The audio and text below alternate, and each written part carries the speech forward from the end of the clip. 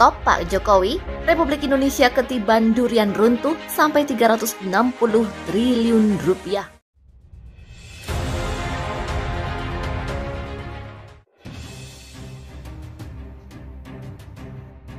Presiden Republik Indonesia Joko Widodo kembali memamerkan kesuksesannya dalam hal hilirisasi pertambangan, khususnya nikel.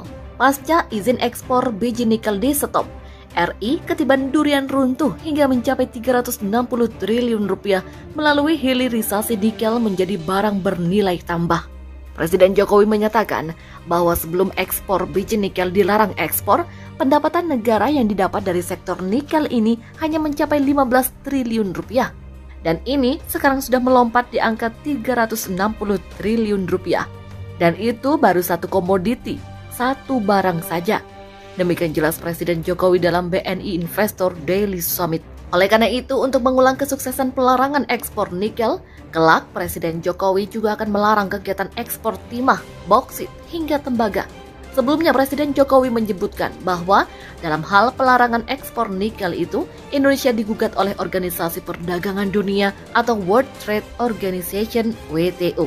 Presiden Jokowi menyebutkan bahwa Indonesia kemungkinan kalah akan gugatan WTO tersebut. Namun, ia menilai bahwa yang terpenting dengan melakukan penyetopan ekspor nikel mentah, Indonesia bisa mengubah tata kelola nikel di dalam negeri. Dalam beberapa dekade ke belakang, nikel telah menjadi komoditas seksi yang memikat dunia industri. Digitalisasi dan modernisasi di berbagai sektor nyatanya membutuhkan nikel sebagai bahan baku, seperti untuk membuat baterai, telepon seluler, hingga peralatan rumah tangga. Fakta tersebut tentu dapat menjadi keuntungan yang besar bagi Indonesia sebagai salah satu penghasil nikel terbesar di dunia. Cadangan terkira nikel di Indonesia sebesar 2,8 miliar metrik ton yang tersebar di Sulawesi Tengah, Sulawesi Tenggara, Sulawesi Selatan, Papua Barat, dan Maluku Utara. Membaca narasi kebijakan pemerintah dalam pengelolaan sumber daya mineral sejak terbitnya Undang-Undang Nomor 4 Tahun 2009 tentang Pertambangan Mineral dan Batu Bara atau Minerba hingga Undang-Undang Minerba terbaru Nomor 3 Tahun 2020 dengan berbagai aturan teknis turunannya, semangat peningkatan nilai tambah masih menjadi tujuan utama dalam pengelolaan nikel.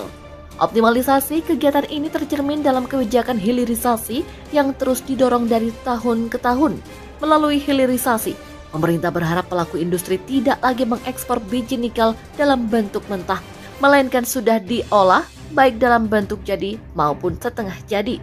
Namun, pada implementasinya, banyak persoalan yang menimbulkan celah kecurangan dan potensi terjadinya korupsi yang dapat menimbulkan kerugian negara. Kerugian tersebut terjadi antara lain dalam hilangnya royalti dan bea keluar akibat ekspor ilegal, evaluasi smelter nikel yang mengakibatkan gagalnya investasi dalam penyertaan modal negara, serta dimanfaatkannya fasilitas dan insentif perpajakan oleh oknum. Penelitian yang dilakukan oleh Komisi Pemberantasan Korupsi bersama Yayasan Auriga Nusantara menemukan beberapa celah kerugian keuangan negara dalam beberapa poin berikut.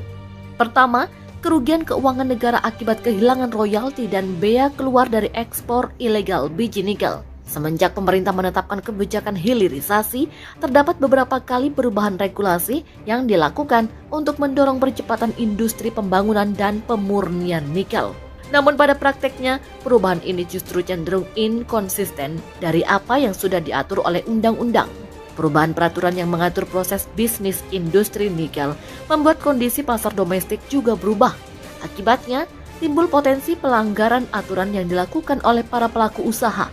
Salah satu bentuk pelanggaran tersebut adalah ekspor biji nikel ilegal. Dalam Undang-Undang Nomor 4 Tahun 2009 dan peraturan teknis turunannya telah diatur bahwa dalam periode 2017-2019 relaksasi ekspor biji nikel dengan kadar kurang dari 1,7% hanya diberikan pada perusahaan yang sedang atau telah membangun smelter. Kebijakan untuk memberikan izin ekspor biji nikel kadar rendah dimaksudkan untuk menjaga suplai smelter dalam negeri. Hal ini karena hampir semua smelter di Indonesia dibangun dengan asumsi input nikel dengan kadar di atas 1,8%. Sedangkan di sisi lain, sumber daya dan cadangan nikel di Indonesia didominasi oleh nikel dengan kadar rendah. Sementara saat ini, terdapat 328 pemegang izin usaha pertambangan IUP yang tersebar di Sulawesi, Maluku, dan Papua Barat. Di hilir industri, baru 27 smelter yang telah beroperasi. Beberapa smelter juga merupakan pemegang izin smelter stand-alone yang tidak memiliki perusahaan pertambangan. Padahal untuk dapat melakukan ekspor UIP, tambang harus memiliki afiliasi dengan smelter. Namun dalam prakteknya terdapat banyak IUP tambang yang tidak memiliki afiliasi, sehingga agar hasil produksinya dapat terserap, maka beberapa di antaranya melakukan ekspor ilegal. Hal ini disebabkan karena pemegang IUP harus melakukan penambangan, sementara kapasitas pengolahan smelter dalam negeri terbatas. Dalam temuan yang diolah oleh Direktur DNA KPK, terdapat temuan dugaan ekspor nikel di luar ketentuan, dengan asumsi bahwa nikel yang diekspor merupakan low grade.